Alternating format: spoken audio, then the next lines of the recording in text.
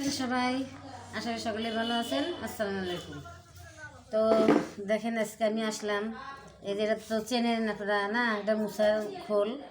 তো মুসা আনছিলাম দুইটা কালকে। তো আজকে আমি এই মুসা দিয়ে আমি কী কাজ করব, এইটা আমি কাইটে ছোটো ছোটো করে কাটবো, কাইটে রোদে দেবো, রোদের দিয়ে শুকাবো।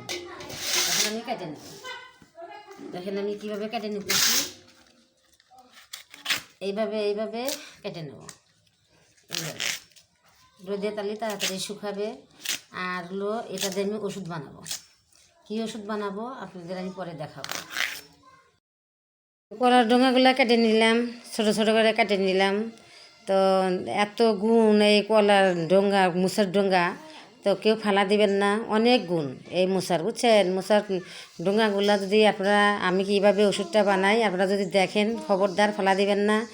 তো কিভাবে কি করে আপনাদের দেখাবো আমি। এখন আমি নেড়ে দেবো। তো আমাদের ছাদ আছে, ছাদের উপর ভালো করে শুকায় নেব, আপনারা দেখবেন। দিয়ে দিলাম, কড়াইটা গরম হয়ে গেছে। কলার মুসার ঠোঙাগুলা এই যে দেন কি সুন্দর শুকাইছিল না, দিয়ে দিলাম। এখন আস্তে আস্তে ভেজে নেব। এই যে কি সুন্দর ভাজা হয়ে গেছে, দেখছেন? একদম কি সুন্দর হয়ে গেছে ভাজা, ভাজতাছি। দেন দেখছেন কি সুন্দর দেখা যাচ্ছে না, ঝাড়বাতির মতো।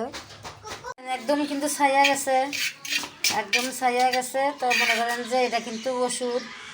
যাদের দাঁতের গোড়াতে রক্ত পড়ে, পুষ পড়ে, দাঁতের ব্যথা আছে না, তারা কিন্তু এই কলার মুসা দিয়ে এই ঠোঙাগুলো ফেলাই দিবেন না।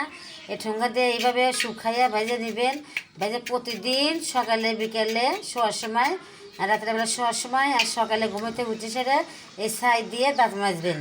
মাশাআল্লাহ, আলহামদুলিল্লাহ, আল্লাহ বর থেকে কোনো রকমের দাঁতের কোনো সমস্যা থাকবে না। তো আমি এগুলো করি, সেজন্য আপনাদের দেখাইলাম।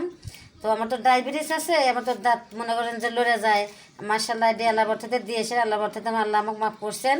তো সবাই এইভাবে দিবেন, অনেক সুন্দর হবে, বুঝছেন? দাঁত ভালো থাকবে, মজবুত থাকবে, দাঁতের গোড়া কিচ্ছু হবে না, দাঁতের গোড়া শক্ত হবে।